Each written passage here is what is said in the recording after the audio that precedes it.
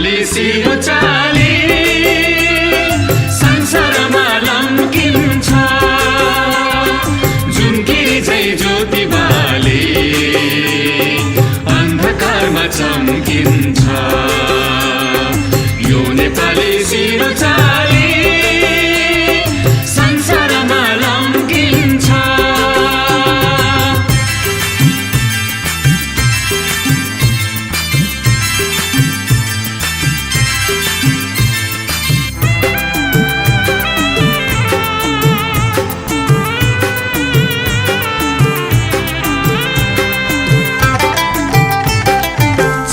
झुकोस् नीलो आकाश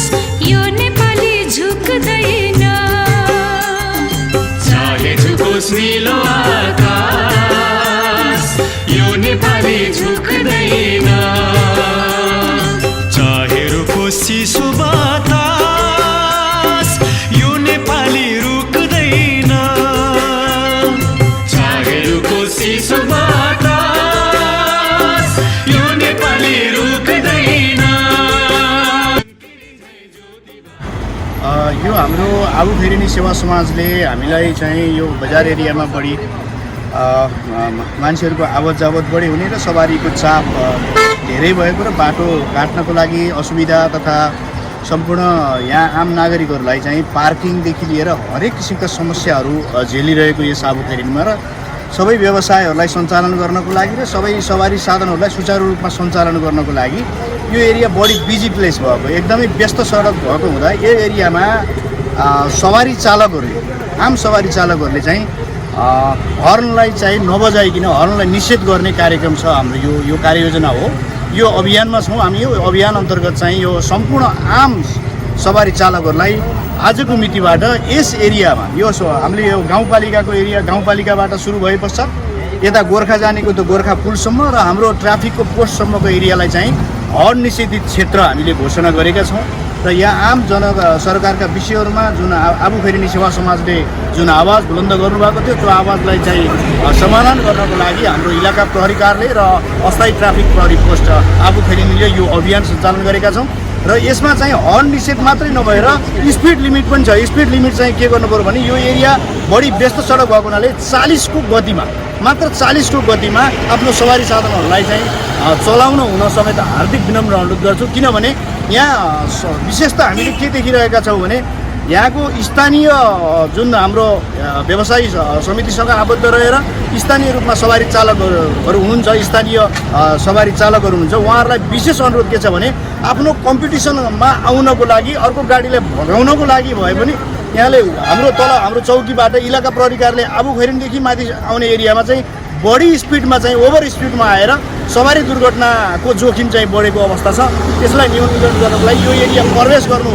पूर्व नै पहिला नै हाम्रो बोर्ड छ जुन ट्राफिक अस्थायी ट्राफिक प्रहरी पोस्ट छ त्यो पोस्टबाट 40 को गतिमा आफ्नो सवारी साधनहरू चलाउन हुन सञ्चालन गर्न हुन समेत विनम्र अनुरोध गर्छु यो एउटा अभियान हो हामीले यो अब सशक्त रूपमा अगाडि बढाउनेछौँ आम जनसरकारका विषयहरूमा नेपाल प्रहरी र इलाका प्रहरी कार्यालय आबुखेरिनी र अस्थायी ट्राफिक प्रहरी कार्यालय चाहिँ अविच्छिन्न रूपमा अगाडि बढ्न तयार छ होस्टेमा हँसे गर्न तयार छ र यहाँका आम नागरिकहरूको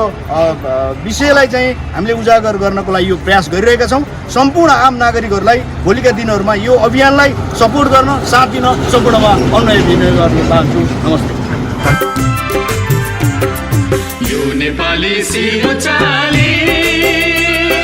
संसारमा लम्किन्छ जुनकिरी झै ज्योति बाली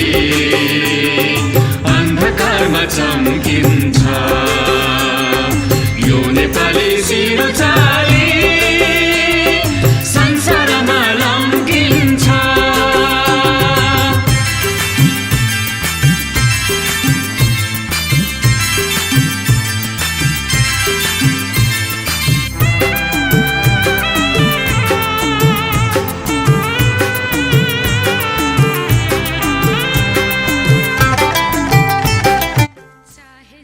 नमस्ते सर्वप्रथम